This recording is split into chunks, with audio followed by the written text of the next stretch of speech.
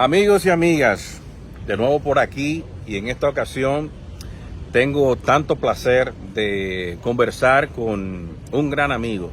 Para mí es un mentor en el periodismo deportivo y es una persona que todo el que lo conoce sabe de sus dotes de gente y de buena gente.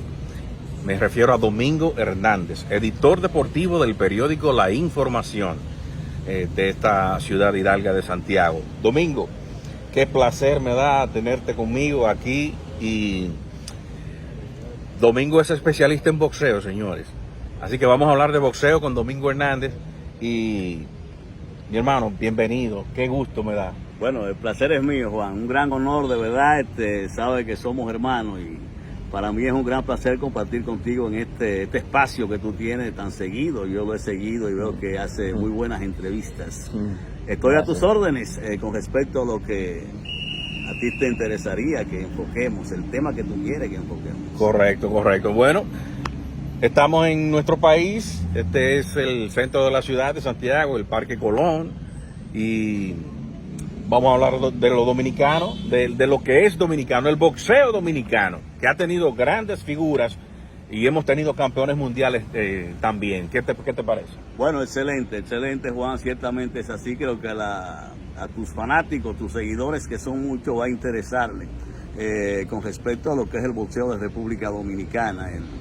Bueno, comenzar hablando de los orígenes, sí. Los orígenes del boxeo de República Dominicana. Hay que decir que este deporte llegó al país a raíz de la invasión de los Estados Unidos, invasión norteamericana de 1916, porque el boxeo formaba parte de los entrenamientos que se le daba a los soldados, a los invasores, a los soldados. Entonces ellos se ponían a practicar. Básicamente el parque donde existió el Parque Eugenio María de Hostos en Santo Domingo era un escenario que ellos tomaban para entrenarse. Entonces los dominicanos, los muchachos de la época, comenzaron ahí a enamorarse del boxeo porque entonces veían los soldados haciendo guantes y ellos también se interesaron. Ahí comenzó el gusanillo del boxeo a infiltrarse a República Dominicana. Entonces ha ido evolucionando. Hay que decir que la primera cartelera de manera oficial que se hizo en República Dominicana de boxeo profesional fue en 1927, cuando la exposición, el Teatro Colón, ya desaparecido ahí en la 30 de marzo, fue escenario de esa cartelera. Y ahí se inicia. Recuerdo que 2 dominicanos participaron como estelaristas, uno de ellos Kid Pedroso, frente a 2 peleadores extranjeros. Pedroso ganó su pelea frente a un peleador, me parece que de Venezuela, si mal no recuerdo. Y entonces a partir de ahí es que comienza entonces a crecer o a darse a conocer, a desarrollarse el boxeo de República Dominicana. Entonces surgen figuras como Papacito Mercado, Kid 2222, surgen también púgiles como el Zurdo del Iguamo, etcétera, etcétera. Una serie de figuras que descollaron, Kid Parkerito, que descollaron en esa época. Ellos fueron los peleadores más reconocidos, de mayor renombre. Entonces el boxeo, bueno, Kid Dinamite en los 40, etcétera, etcétera. Pero hay que decir que ya en los años 60 es que el boxeo dominicano comienza más bien a tomar cuerpo desde el punto de vista internacional, cuando los dominicanos, los púgiles dominicanos comienzan a llegar al ranking mundial. El primero que llegó al ranking mundial fue Natalio Jiménez, 1963, 62-63. Fue el primer dominicano en llegar al ranking mundial cuando le ganó al venezolano Ramoncito Arias, que ya había peleado por el título mundial con el argentino Pascual Pérez, por el título mundial de los moscas, las 112 libras. Entonces Natalio es el primero que llega al ranking mundial.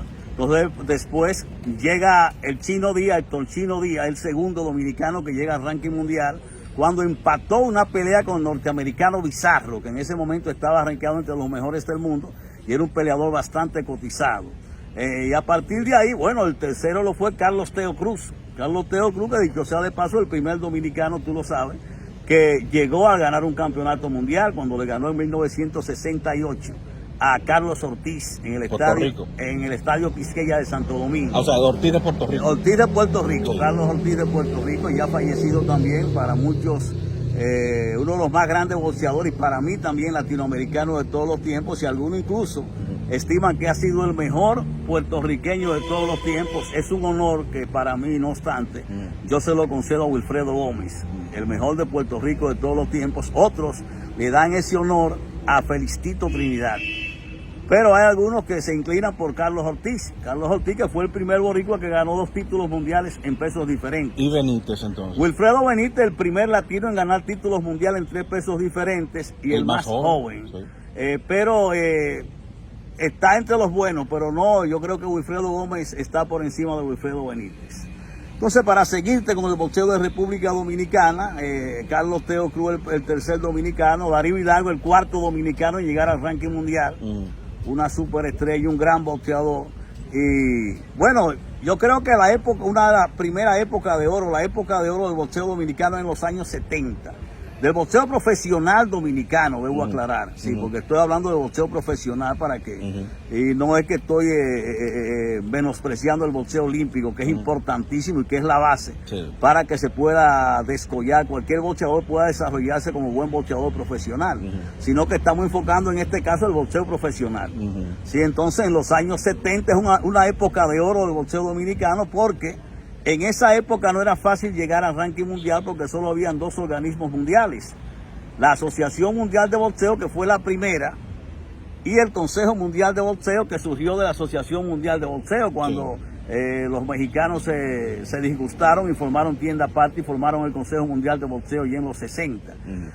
Y entonces, Juan, en esa época unos 10 dominicanos estaban rankeados en forma simultánea en el ranking mundial, cuando era difícil rankearse. Hombres como Vilomar Fernández, José Fernández, Pablito Jiménez, Ignacio Espinal, Darío Hidalgo, Cocoa Sánchez, Héctor Julio Medina, Carlos Gil, Caja de Bola, etcétera, etcétera, simultáneamente en el ranking mundial. Ahí lamentablemente no tuvimos un campeón. Bueno, el único campeón del mundo que fue el segundo que dio República Dominicana, Juan Guzmán, 1976, cuando ganó el campeonato mundial de los minimosca de la Asociación Mundial de Boxeo de Santiago, al panameño Jaime Cieguito Ríos. Ese fue el campeón que tuvimos en los años 70, una década importante para el boxeo dominicano, en donde surgirían varios campeones del mundo. Fue la de los 80. Bueno, en los 80 sí, ahí. Carlos Teo Cruz fue campeón. Carlos Teo, y también Leo su Cruz, hermano Leo Cruz en los 80. En 1982 se le ganó al argentino Víctor Sergio Palma. Entonces, a partir de ahí comienza el boxeo dominicano. Bueno, el Leoncio Mercedes, Francisco Quiroz, César Patico Polanco, Gervasio. Julio Gervasio. Bueno, y en los 90 Torres. fue Héctor Acero Sánchez, Rafael Torres fue a fines de 1989. Una buena época en términos de conquista de campeonatos mundiales para el boxeo dominicano. En los 90 también no fue mala, ¿entiendes? Y es un proceso evolutivo del boxeo de República Dominicana. Antes de llegar Joan Guzmán,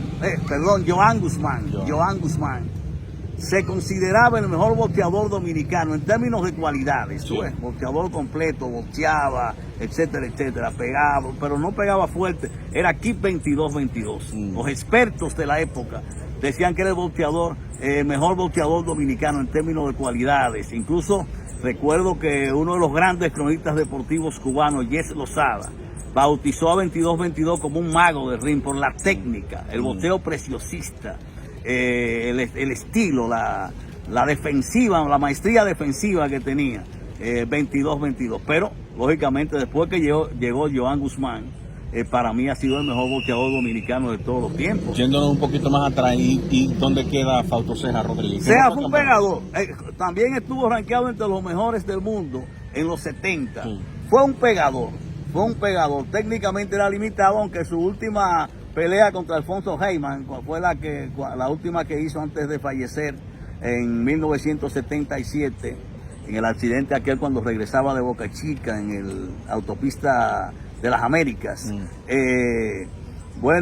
Ahí mostró técnica en la última pelea que hizo en su carrera, un estilo más depurado, pero Ceja fue un aporreador, un pegador. Y hay que recordar esa pelea con Darío Hidalgo, tú recuerdas, 14 de agosto de 1974 en el Palacio de los Deportes de Santo Domingo. un lleno a reventar, Sí. porque Ceja ha sido el más carismático, el más taquillero. Sí. Aunque mucha gente también fue a ver a Darío Hidalgo, Sí. a esa pelea, pero Ceja era más, tenía un carisma tremendo y más de 10,000 fanáticos en esa memorable pelea por el título nacional de los welters que ganó Ceja Rodríguez, y creo que lo ganó básicamente por el hecho de que tumbó a Darío Hidalgo en el último round. Pero ciertamente sí, Ceja Rodríguez, un gran pegador, pudo haber sido campeón del mundo, pero para llegar campeón del mundo no se necesita ser un boxeador completo. La historia del boxeo recoge muchos boxeadores que, sin ser estrellas técnicamente hablando, fueron campeones del mundo. Por ejemplo, Roberto Durán no fue un técnico. Durán aprendió a boxear con los años, Sí. pero Durán fue un aporreador, un pegador. Correcto. Y hay muchísimos. William, por ejemplo, fue un pegador, campeón mundial de los ligeros y uno de los mejores del mundo. Foreman fue un pegador. Sí. ¿Entiendes? Ali fue un maestro, un boxeador muy completo, pero no todos son Ali. Sí. ¿No entiendes? Entonces, para tú llegar a campeón del mundo, a la cima del boxeo, tener éxito, no tiene que ser un boxeador completo. Sí. Entonces, en el caso sí te decía de Joan Guzmán en términos de conquista, 2 campeonatos mundiales en pesos diferentes, pudo haber ganado 3 campeonatos mundiales en pesos diferentes, pero el peso lo traicionó cuando se enfrentó al sudafricano Ali Funeka. Ganó la pelea, pero no ganó el título porque no hizo el peso de las 135 libras. Correcto. Entonces, Joan, técnicamente muy bien dotado, un buen pegador, lo tenía todo, muy completo. Por eso te digo que es el mejor boxeador dominicano en términos de cualidades. Y en cuanto a logro, 2 títulos mundiales en pesos diferentes, porque aunque el Abejón Fortuna ha ganado 2 títulos mundiales en pesos diferentes, el Abejón, buen boxeador también, muy completo, pero para mí Joan Guzmán está un poquito por encima del Abejón Fortuna. Con relación a los de Santiago, Domingo, Enrique Sánchez estuvo a punto de ganar un título mundial. Enrique Sánchez, aquello de Dávila. cuando se enfrentó a Alberto Dávila en 1985, una pelea en donde estuvo apoyando a Dávila, pero llovió esa noche porque la pelea fue en Miami al aire libre en una Sí. playa, Sí, y eso recuerdo. parece que le afectó a Enrique Sánchez Porque iba ganando la pelea su- antes de la su lluvia. estamina, una paliza. Alberto Dávila, que fue un tremendo asimilador. Entonces sí, Enrique Sánchez, gran boxeador, muy completo, el último gran ídolo que dio el boxeo de República Dominicana para mí.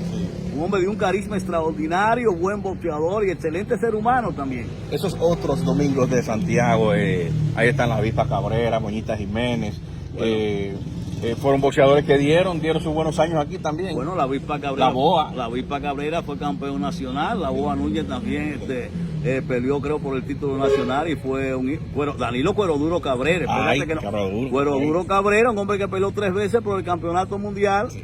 Tuvo la desdicha de que siempre que peleó por el título mundial lo hizo en condición de retador sustituto, es decir, que no tuvo el tiempo necesario para prepararse de manera correcta. Pero se enfrentó a 3 monstruos. Se enfrentó a Barry McGuigan, el irlandés, Sí. considerado el mejor boxeador irlandés de todos los tiempos, campeón mundial pluma, le dio tremenda pelea a McGuigan. Fue la pelea de las 3 que sostuvo el título mundial, en donde estuvo más cerca de ganar un título mundial. Se enfrentó a Julio César Chávez cuando Chávez era Chávez, Sí. que era invencible, un monstruo. Sí. Le soportó los 12 asaltos cuando le disputó el título mundial ligero junior. Chávez le ganó por punto. Y se enfrentó al monstruo, el monstruo africano, a Sumat Nelson. Sí. Le soportó 11 rounds a Sumat Nelson, que lo noqueó en Puerto Rico cuando peleó por el título mundial de los plumas. Pero Duro fue un gran boxeador. De gana, Nelson. Sí, de Ghana, De Ghana, África. sí. sí. Domingo, entonces, pasando al plano internacional, mi hermano Mundo, tú lo conoces, vive en Florida, me mandó, cuando yo le dije que yo iba a hablar contigo, me dijo, pero pregúntamele, el mejor latinoamericano, Durán o Chávez. Un saludo especial para Mundo, Sí, mi sí, hermano. sí, Gabriel. Sí, Gabriel, un saludo especial para él, un caballero. Fíjate, hay que analizarlo desde 2 puntos de vista esa pregunta, porque ciertamente el hombre que más le hace sombra a Roberto Durán como el mejor latino de todos los tiempos es Julio César Chávez. En términos estadísticos, de récord puro, de estadística, Chávez le lleva a Durán. Si Chávez, no hay duda, un récord, incluso un mejor récord que creo que 106 victorias, solo 6 derrotas. Creo que es el latino que tiene más knockouts de todos los tiempos, con más de 80 y pico de knockouts. Pero hay cosas que son intangibles, o sea, aquellas que no se ven, que hay que tomar en cuenta. Si me lo dan a los dos, yo me quedo con Roberto Durán. Roberto Durán fue más consistente que Julio César Chávez. sea, un hombre que peleó por 30 años, ¿tú entiendes? Y que se retiró porque se fracturó una costilla en un accidente automovilístico en Argentina a los 50 años, porque ya no pudo más, ¿tú entiendes? Pero quizás todavía hubiésemos tenido a Roberto Durán peleando, porque ese hombre era un monstruo, ¿tú entiendes? Sí. Entonces, El Cholo panameño. El Cholo panameño, un gran boxeador, Roberto Durán. Bueno, Roberto Durán, yo me quedo con Durán, más de 30 años peleando, el único que ha peleado en, creo que en 4 o 5 décadas distintas en la historia del boxeo, Sí. los 60, los 70, los 80, los 90 y en los 2000. Sí. La última pelea la hizo con el Macho Camacho cuando ya no era ni la sombra, ahí perdió Sí, con Camacho. sí. Camacho, que se aprovechaba de esas grandes leyendas, se aprovechó de Durán Y de y se Chávez. aprovechó de su Ray Leonard. Y lo desafió cuando sabía que ellos estaban en su declive. Camacho fue un gran boxeador, Sí, era como una sí, superestrella. Pero para mí Leonard y Durán estuvieron por encima de él. Sí. Entonces, ¿Dónde tú colocas a Alexis Argüello ahí entre los latinos? Argüello, bueno, Nicaragüense. es que ha habido tantos latinos buenos, Juan, tantos latinos buenos. Esos mexicanos, Barrera, Marco encontrar Antonio. un lugar para ubicar a... Él está entre los mejores, podríamos entre los 50 mejores, o entre los 25 quizás mejores, porque te voy a decir una vaina. Cuando vamos a encontrar, a buscar el mejor boxeador latino de todos los tiempos, hay que tomar en cuenta grandes superestrellas que tuvieron incluso antes de Durán. Porque, por ejemplo, tuvo el primer latinoamericano en ganar 2 títulos mundiales, Eligio Sardiñas, Kid Chocolate. Tuvo que ponerle guantes blancos por la rapidez, la técnica en su máxima expresión. Sí. Un hombre con un estilo elegantísimo. El primer latino que ganó 2 títulos mundiales en pesos diferentes, campeón mundial pluma, campeón mundial ligero junior, 1929-1931. Hay que tomar en cuenta a Kid Gavilán, de los grandes también del boxeo latinoamericano, 1951, cuando ganó el título frente a Johnny Braston. Hay otros latinoamericanos muy buenos, entonces a Carlos Monzón también. Carlos Monzón, que fue contemporáneo, podríamos decir, con Roberto Durán, entre los grandes latinos. Sí. Wilfredo Gómez, entre los grandes latinos. Wilfredo Benítez, entre los grandes latinos. Wilfredo Vázquez, entre los grandes latinos, 3 títulos mundiales en pesos diferentes. Argüello está entre los mejores. Tuve buscar un lugar, para mí ahora mismo se me ve un poquito difícil, pero Sí. está, podríamos decir que es entre los 10 primeros, tú ves, entre los 10 primeros, pero América Latina ha dado monstruos, ¿tú entiendes? Hay boxeadores, Domingo, que uno los ve en el boxeo aficionado y entiende que tienen las herramientas ya para pasar al profesionalismo. Nunca ocurrió con Teófilo Stevenson, ni los cubanos, o sea, Sabón y ese grupo. Lo que pasó con Stevenson fue el caso de la situación política de su país. Sí, sí. Teófilo Stevenson era un boxeador muy leal a la revolución cubana, Sí, a Fidel Castro, era ciego con lo que dijera Fidel. sí. Fidel adoraba a Teófilo Stevenson, era el niño mimado de los deportistas cubanos. Teófilo Stevenson para Fidel. Y tenía sus privilegios, porque esos grandes atletas, tú ves, sea como sea, tienen su privilegio en Cuba. ¿Tú entiendes? Juan Torena, Juan Sotomayor. Torena, sí, esa gente tenían en esa época de Fidel, no sé ahora. Porque son gente podríamos decir, bueno, ídolos, es más, quizás más que ídolos, son los máximos del ámbito deportivo. Entonces, el caso de Teófilo Stevenson, hay una anécdota. Porque se hablaba mucho de una pelea de Teófilo Stevenson con Muhammad Ali, Sí. en los 70. Nunca pudo Eso matarse. llamó mucho la atención y yo recuerdo como una anécdota, no una anécdota, eso fue una realidad. Fue un señor de Estados Unidos con un maletín lleno de dólares, $1 millón. En esa época, estoy hablando del principio de los 70. Sí. En esa época, $1 millón era una monstruosidad de dinero.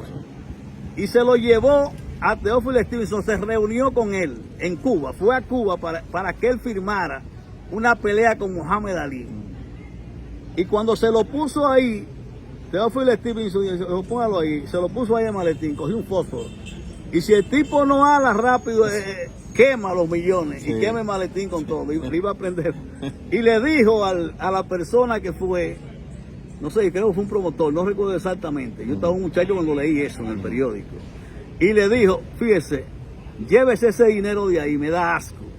Yo hago más, en esa época eran como 10 millones o 9 millones de habitantes que tenía Cuba. Yo hago más con 9 o 10 millones de habitantes que tiene Cuba, que me aman, que me idolatran, que me quieren, que con esa porquería que usted tiene ahí. Llévesela de ahí, si no la voy a quemar. El tipo tuvo que irse. O sea, él fue muy leal a la revolución. Sí. Esa pelea por eso nunca se dio. Sí. Ahora, si se hubiese dado, yo creo que Ali lo hubiese ganado. Si no le daba un golpe a Teófilo Stevenson, que era más pegador que Ali. Sí. Porque Stevenson tenía una derecha tremenda, un pegador tremendo. En boxeo no hay nada escrito, nadie es inmune a un golpe sólido. Stevenson pudo haberle dado un golpe si se daba, en el supuesto de que se hubiese dado la pelea. Sí. Y hubiese noqueado quizás a Ali, pero era si le daba, porque Ali era un maestro. Me llama la atención porque la confrontación de estilos diferentes, ¿verdad? En boxeo, pues eso es muy marcado porque yo te puedo ganar fácilmente a ti y a uno que tú le ganaste fácil, ese viene y me gana a mí. O sea, eso se ha dado muchas veces. No es parámetro el hecho de que un boxeador le gane a otro para enfrentarse a otro. Le ganó a Ali. A Foreman le gana fácil, un ejemplo le estoy poniendo. No, eso no es parámetro. El boxeo es cuestión de estilo. No, date cuenta cómo Foreman despachó a Frazier. Bueno, claro. Fácilmente, pero con Ali entonces perdió. Frazier, y Ali cogió lucha con Frazier. Fue el hombre que le quitó el invicto a Ali en aquella pelea del siglo, 8 de marzo de 1971. Fue el primero que tumbó a Ali. Joe Frazier, pero fíjate que Ken Norton. Ken Norton no era mejor boxeador que Ali, pero fue un clavito en el zapato para Ali. Norton fue que le fracturó la mandíbula en 1973, en marzo, en San Diego, a Ali. Y las otras dos peleas que sostuvieron, pelearon 3 veces. Fueron peleas cerradas que todo el mundo todavía cree que Norton ganó, se la dieron a Ali. Pelearon una en Filipinas. En San Diego. No, en Filipinas fue con Frazier la tercera. Con Frazier, ok. Entonces, pero fíjate el caso, ve lo fácil, que Foreman noquea a Norton en 1973, en marzo, en el Poliedro de Caracas. Correcto. Y fíjate lo duro que fue Norton para Ali, ¿tú entiendes? Fíjate lo fácil que, por ejemplo, lo que tú decías de Frazier con Foreman, que fue una paliza, lo tumbó 6 veces cuando se enfrentó. Lo levantó prácticamente a la segunda cuerda. En Kingston, Jamaica, eso fue el 22 de enero de 1973 en Jamaica. Fue una paliza despiadada. Yo no sé cómo Frazier siguió boxeando y fue más o menos bueno después de eso, porque fue una paliza que se llevó. Entonces no es un parámetro que un boxeador le gane a otro para enfrentarse a otro. Eso no es un parámetro. Así es. Volviendo a Stevenson, Domingo, empató el récord de Laszlo Papp, el húngaro que ganó 3 oros en 3 Juegos Olímpicos consecutivos. Entonces lo emuló Stevenson a ganar 3 oros también en 3 juegos así. Más adelante lo hizo Félix Savón. Savón también, ciertamente es así. Laszlo Papp, que fue el primero en ganar 3 medallas de oro en Olimpiadas, así, que fue una superestrella, el húngaro, en el boxeo olímpico. Lo hizo en Londres, lo hizo en Finlandia y en Melbourne, Australia. Esos 3 juegos consecutivos, década del 48 al 56. Exacto. Fue un grande por eso. Se le recuerda más a Laszlo Papp por eso, porque solo destacó en él pasó profesional, pero no hizo gran cosa después. Ali en el aficionado Domingo ganó en Roma. Ali en Roma ganó el oro en 1960. Y Foreman en los del 64. Foreman ganó, Frazier en el 64, Foreman en el 68 en México. En México. Sí, esos fueron los juegos de Spitz, el nadador. Y los juegos en donde fue Ignacio Espinal. Spin, yo no sé, fue en el Mark Spitz, el nadador que impuso récord de varias medallas en natación. Fue un récord que rompió luego Phelps, el norteamericano. Confundía a Spin con Phelps. Pero bueno, en el 68 Foreman, que ahí fue los juegos cuando Ignacio Espinal se convirtió en el primer boxeador dominicano en asistir a unas Olimpiadas, pero no peleó. No peleó porque no asistió al pesaje, creo que fue, no sé qué fue lo que pasó ahí. 1968, ahí Foreman ganó medalla de oro. Frazier en el 64 en Japón y ganó en Roma, Italia, Ali en 1960. Recuerdo también los Juegos del 76 en Montreal. Ahí Leonard ganó medalla de oro también. Y los hermanos Spinks que estuvieron ahí también. Ganó Michael Spin y Leon Spin, ganó también Leo Randall. Ahí Estados Unidos ganó. Ahí recuerdo que Leon Spin o Michael Spin le ganó a Sisto Soria, un boxeador cubano. Leon la ganó en la división de los Welter Juniors, 140 libras. Y ese Leon Spinks pues le propinó una de las 6 derrotas a Ali. Le ganó a Ali, eso fue a principios de 1978, me parece. Entonces la revancha en septiembre de ese año, Ali le ganó, en la revancha le ganó a Leon Spin. Tenía apenas 7 peleas como profesional Spin cuando le ganó a Ali. Una de las grandes sorpresas de la historia. Así es. Entonces, las últimas derrotas de Ali, la última por parte de The Berby. Treble Baby fue el que lo retiró, pero las 2 últimas fueron con Larry Holmes y Treble Baby. Sí, pero que la de Berby entonces no se la pudo empatar él, sino Mike Tyson. Tyson sí, es así porque ya Ali no era ni la sombra. Recuerdo que cuando le ganó Baby a Ali, fue a su esquina y le hizo como una especie de ritual, demostrándole cuánto lo respetaba. Y bueno, algo parecido hizo Larry Holmes también, que en un momento dado le dijo al referee que parara la pelea, la única pelea antes del límite que perdió Ali, que abandonó, no salió a pelear en el 11, creo que no salió a pelear, o después del 11 no salió a pelear más, porque Angelo Dundee no lo dejó pelear, que estaba muy golpeado. Y entonces le decía, porque Larry Holmes fue sparring partner de Muhammad Ali y aprendió mucho. Fíjate que la escuela de Larry Holmes es muy parecida a la de Ali. Ese jab de Larry Holmes es muy similar al de Ali. Y él aprendió mucho de Ali porque estuvo haciendo guantes en el gimnasio con Ali. Y entonces le decía al referí que parara la pelea porque no quería golpear a su ídolo. Sí.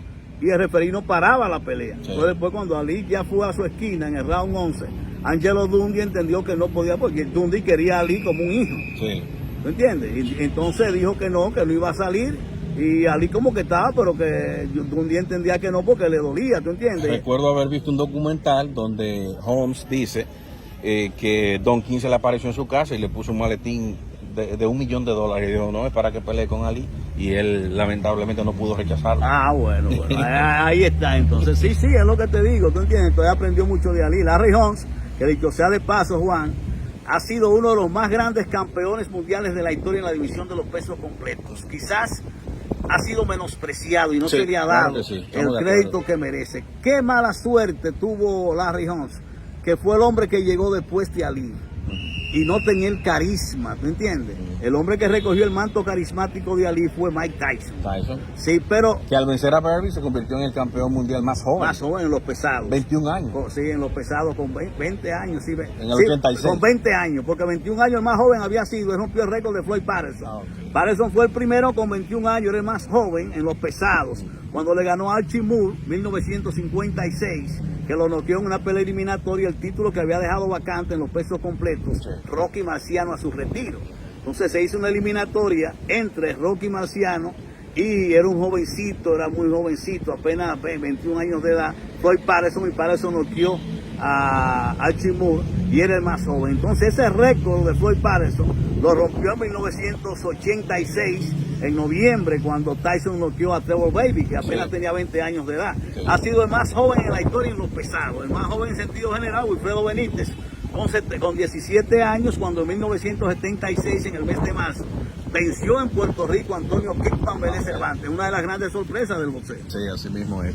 Domingo, se nos van a quedar más atrás los Jack Dempsey, los Joe Louis y muchos más, realmente, porque ya tenemos casi media hora, ¿verdad? Pero se ha visto como si fueran 3 minutos, señores.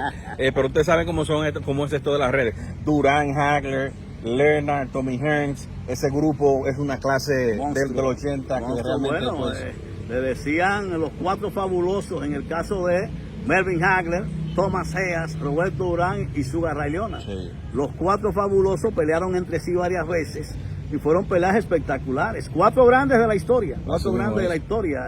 Una simpatía para mí única, genuina, Sugar Ray Leonard, para mí el boxeador que de los que más me ha simpatizado en la historia, de los boxeadores que he visto. Sugar Ray Robinson, que fue el hombre que estableció el boxeador perfecto en la historia, considerado el boxeador perfecto y el mejor libra por libra de todos los tiempos. Pero de Robinson aprendió Muhammad Ali, de Ali aprendió Sugar Ray Leonard, esa escuela de boxeo perfecto, que no aparece todos los días porque solo lo tienen fenómenos que surgen de vez en cuando, quizá cada 50 años o más de 50 años. Son fenómenos. Se nos queda para una próxima ocasión hablar de Manny Pacquiao, que ganó títulos en varias categorías diferentes. Aunque solo dicen que son 7, porque hay una que ganó en los Welter Juniors cuando noqueó a Ricky Hatton, que no fue reconocida por un organismo que tenía prestigio internacional, que fue el Consejo Internacional de Boxeo, de los llamados organismos fantasmas. O sea, que no fue un título que ganó ahí, avalado por el Consejo Mundial de Boxeo, la Asociación Mundial de Boxeo, la OMB o la Federación Internacional de Boxeo. Pero él no tiene culpa de eso. Él ganó a un buen boxeador, que fue a Ricky Hatton, para ganar ese título, el de los Welter Juniors, pero tuvo la mala suerte que esa pelea fue reconocida por el título del Consejo Internacional de Boxeo, que no tiene prestigio, un organismo que no tiene gran reconocimiento. ¿Tú sabes quién se nos quedó para una próxima oportunidad también? Nani Marrero. Nani Marrero, bueno, un boxeador excepcional en términos de consagración, de disciplina. Nani no fue el boxeador de cualidades extraordinarias, pero lo ayudó mucho a Nani Marrero el hecho de que fue un boxeador disciplinado siempre, consagrado siempre.